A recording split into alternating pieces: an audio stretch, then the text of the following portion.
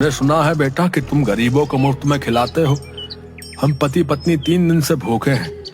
भूख से हमारी हालत खराब है। क्या तुम हम दोनों को छोले भटूरे खिला सकते हो? हमारे पास पैसे नहीं है। माफ करो बाबा, आज मैं किसी को मुफ्त में नहीं खिला रहा।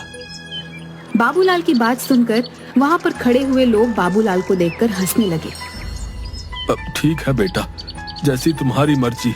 मैं तो किसी भी प्रकार से भूखा रह लेता हूँ, लेकिन ये मेरी पत्नी कुछ दिनों से बीमार भी चल रही है।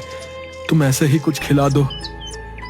मेरी मजबूरी समझो बाबा, मुझसे किसी को भूखा नहीं देखा जाता, लेकिन आज मैं बहुत मजबूर हूँ।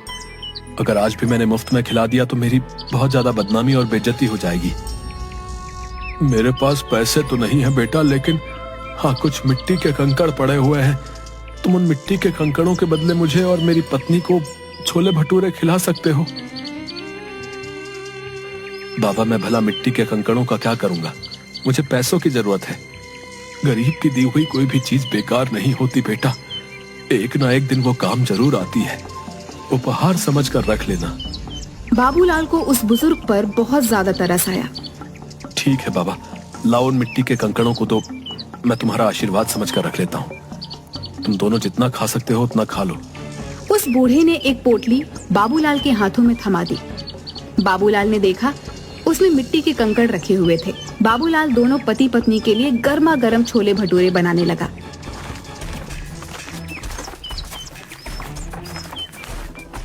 तभी वहाँ पर ठेला लगाकर खड़ा हुआ नरेश बाबूलाल से बोला, अरे इन मिट्टी के कंकड़ों से तू भला कैसे सीताराम और मोहनलाल का कर्जा चुकाएगा रे? बेवकूफ आदमी, इतनी बेइज्जती होने के बाद भी तेरी कुछ समझ में नहीं आया? नरेश, मेरी जिसे मर्जी चाहेगी मैं उसे मुफ्त में खिलाऊंगा। तू कौन होता है मुझे रोकने वाला? जाकर बोल देना अपने मुखिया को। मुखिया का चमचा कहीं का। 3 दिन बाद जब मुखिया उन दोनों से तेरे सर पर चप्पलें पड़वाएगा ना, उस दिन मैं तुझसे बात करूंगा। हाँ, मुझे भगवान पर पूरा विश्वास है, वो दिन कभी नहीं आएगा। इतना कहकर बाबूलाल फिर से छोले भटूरे बनाने लगा, मगर देखते ही देखते वह बूढ़े पति पत्नी बाबूलाल के सारे छोले भटूरे खा गए। बाबूलाल जरा सा चेहरा लिए उन्हें देखता रह गया। उसने देखा उसके ठेले पर अब कुछ भी नहीं बचा था। बाबूलाल चुपचाप अपने घर चला गया। क्या हुआ, आज दोपहर में ही कैसे चले आए? कहीं आज भी सारे छोले भटूरे कहीं बांट तो नहीं है? निर्मला, मुझसे इस वक्त बात मत करो। अरे तो फिर और किससे बात करूं? अपना सर दीवारों पर मारूं क्या? मेरी तो सोच सोच के हालत खराब होते जा रही है कि 2 दिन बाद क्या होगा। वैसे तुम कभी शाम से पहले घर नहीं आते, आज क्या हुआ? बाबूलाल ने अपनी पत्नी को सारी घटना बता दी। हे भगवान, इस आदमी का मैं क्या करूं? इसने तो बेवकूफीपन की सारी हदें पार कर दी। अरे उन दोनों को सारे छोले भटूरे खिलाने की क्या जरूरत थी? मुझे क्या पता नहीं था। मुझे लगा था कि वो 2 या 3 से ज्यादा नहीं खाएंगे, लेकिन उन्होंने तो देखते ही देखते सारा ठेला साफ कर दिया। लाओ, मुझे भी दिखाओ आखिर उन दोनों ने कौन सी मिट्टी के कंकड़ दे दिए हैं जिसके बदले तुम आज सारे छोले भटूरे उनमें लुटा कर आ गए। वहाँ पर खड़े लोग तुम्हारा मजाक गलत नहीं उड़ा रहे थे।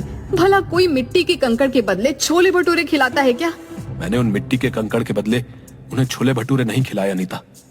उन दोनों के चेहरे से साफ लग रहा था कि वो कई दिन से भूखे हैं। लाओ दो मुझे, मैं भी तो देखूं उन गरीबों के उपहार में ऐसा क्या है। बाबूलाल ने उदास मन से वह पोटली अपनी पत्नी को दे दी और पोटली में कंकड़ देखकर निर्मला गुस्से से चीखते हुए बोली, हाय राम, अब इस कंकड़ का क्या करूं? लगता है तुम्हारी किस्मत में सीताराम और मोहनलाल के हाथों चप्पल खाना ही लिखा है। अब जो होगा देखा जाएगा निर्मला। अगर भगवान ने मेरी किस्मत में गांव वालों के सामने मेरी बेइज्जती ही लिखी है तो उसे कोई नहीं बदल सकता। बाबूलाल वहाँ से चला गया और 2 दिन बाद बाबूलाल पंचायत में सर झुकाए खड़ा था। क्यों रे बाबूलाल, कैसे लाया है? इंतजाम नहीं हो पाया मुखिया जी, कुछ दिन की मोहलत और दे देते। वो तो हम तुझे जरूर देंगे, मगर सीताराम और मोहनलाल के हाथों चप्पल तो खा ले। ऐसा मत कीजिए मुखिया जी, मेरी बेइज्जती हो जाएगी। मैं किसी को मुंह दिखाने के लायक नहीं रहूंगा। क्या हुआ, उस दिन तो बड़ा मुंह चला रहे थे, मार खाने की नौबत आई तो अब इज्जत की दुहाई दे रहे हो? मुखिया सीताराम और मोहनलाल की ओर देखकर बोला, देखते क्या हो, मारो इस दानवीर को चप्पलों से। बड़ा दानवीर बना फिरता है, मक्कार कहीं का। मुखिया की बात सुनकर मोहनलाल और सीताराम बाबूलाल को चप्पलों से मारने ही वाले थे कि तभी वहाँ पर बाबूलाल की पत्नी निर्मला आ गई। खबरदार, जो मेरे पति को किसी ने हाथ भी लगाया। क्यों रे बाबूलाल की पत्नी, तुझे पता नहीं तेरे पति ने दोनों से कर्जा लिया था? तेरी इतनी हिम्मत कि तू मुखिया के आदेश को चुनौती दे? मुखिया की बात सुनकर निर्मला ने मोहनलाल और सीताराम के पैसे मुखिया के मुंह पर मार दिए। ये लो पकड़ो इन दोनों के पैसे, आइंदा मेरे पति के ऊपर आंख उठाकर भी नहीं देखना। तू ये पैसे कहाँ से लेकर आई? तुम्हें इससे मतलब? तुम्हें इनके सारे पैसे चाहिए थे ना, और इनके पैसे मैंने तुम्हारे मुंह पर मार दिए। बाबूलाल निर्मला के पास पैसे देखकर हैरान रह गया। बाबूलाल ने आहिस्ता से निर्मला से पूछा, निर्मला तुम ये पैसे कहाँ से लेकर आई? घर चलो मैं तुम्हें सब बताती हूँ। बाबूलाल निर्मला के साथ घर पर आकर बोला, अब बताओ भी निर्मला तुम ये पैसे कहाँ से लेकर आई? आज जब तुम्हें मोहनलाल और सीताराम पकड़कर ले गए थे तो मैं फूट फूट कर रो रही थी। रोते हुए मुझे अचानक गुस्सा आ गया और मैंने गुस्से में वो पोटली बाहर फेंकने के लिए निकाली जिसमें कंकड़ थे। मगर जैसे ही उस पोटली में से कंकड़ फेंके तो उसमें से कंकड़ नहीं बल्कि बेशकीमती हीरे निकले। मैं तुरंत एक हीरा गिरवी रखकर पैसे ले आई और मुखिया के मुंह पर मार दिए। निर्मला की बात सुनकर बाबूलाल हैरान होकर बोला, लेकिन उसमें तो कंकड़ पत्थर थे। मैं भी हैरान रह गई थी। बहुत सोचने के बाद मुझे एहसास हुआ कि शायद वो दोनों बूढ़े पति पत्नी कोई मायावी लोग थे जो तुम्हारी मदद करने आए थे। निर्मला ने इतना कहा ही था कि तभी दरवाजे पर दस्तक हुई। निर्मला उन हीरों को देखने में खोई हुई थी। बाबूलाल ने जाकर दरवाजा खोल दिया। दरवाजे के बाहर वही बूढ़े पति पत्नी थे जो बाबूलाल की ओर देखकर मुस्कुरा रहे थे।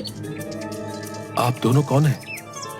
हम दोनों देव हैं। 2 दिन पहले तुम जिस बरगद के पेड़ के नीचे खड़े होकर भगवान से बातें कर रहे थे, हम दोनों तुम्हारी बातें सुन रहे थे।